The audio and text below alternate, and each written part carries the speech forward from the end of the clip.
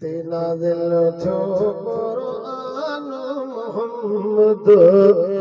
server अनवर दिलबर चांदी साहब शेर संजा वाले कोनो तडो को है कुरान तो बुधो हुन जमाल दी नारा चवंदा जहते नाज़िल थियो कुरान मोहम्मद सरवर अनवर दिलबर सरवर अनवर दिलबर जहते नाज़िल थियो कुरान मोहम्मद सरवर अनवर दिलबर सरवर अनवर दिलबर हल्लो मियां नजर नबी अदिया में नजर इलाही सुना सुभान अल्लाह हल्लो मियां नजर नबी अदिया में नजर इलाही रोज़ बसे रहमान मोहम्मद सरवर अनवर दिलबर सरवर अनवर दिलबर जहते नाज़िल थियो कुरान मोहम्मद सरवर अनवर दिलबर सरवर अनवर दिलबर नू कर तू डाढो डाढा डाढा यो करी ए वठी जो मुखे जियो वठी वाडो हिर किस्मत जो काढो न त पत्थर के रूपंद करे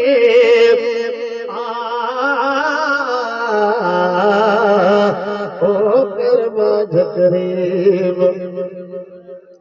जबल गढ़ जा पिरिय खे तुझी कहानी आसमिया तपह पेर पिथू गया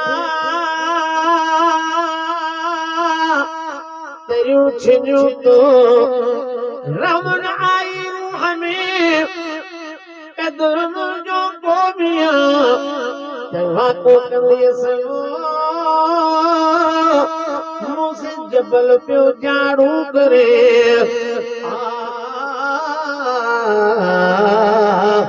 ओ कर बाज करीम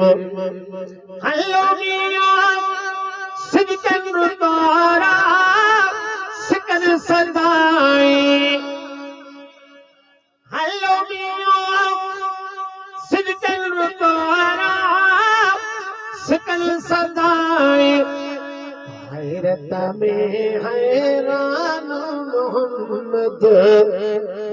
सरवर अनवर दिलबर सरवर अनवर दिलबर हैरत में हैरान मोहम्मद सरवर अनवर दिलबर हल्लो मियां अर्श मथे मेरा झुकयाई सुते जागाई ससुई अजी इज़राइल में पई जोड़ाए दलील त पुन्हो माण्हू मोकिलियो मुनकराई नकी रखे जॾहिं ॾिठाई मियां उठी त लिखा यकदम पुनल पुछियाई अदा इताही को ॾिठो साथ सजण जो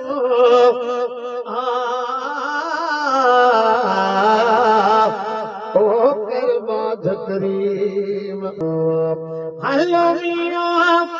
अर्श मथे में राजू कयाए हल्लो मियां अर्श मथे में राजू कयाए रोज़ पसे रहमान मोहम्मद सरवर अनवर दिलबर सरवर अनवर दिलबर जहते नाज़िल थियो कुरान मोहम्मद सरवर अनवर दिल दिल भरो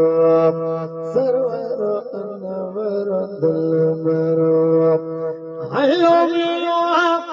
चांदिया कर तारीफ नबी जी हलो मियो चांदिया कर तारीफ नबी जी सिफत सना सुल्तान मोहम्मद सरवर अनवर दिल भरो अदियो अमीद वजोड़ी वनुला मोजोड़ी पेचो कुनल सा मोजोड़ी पेचो कुनल सा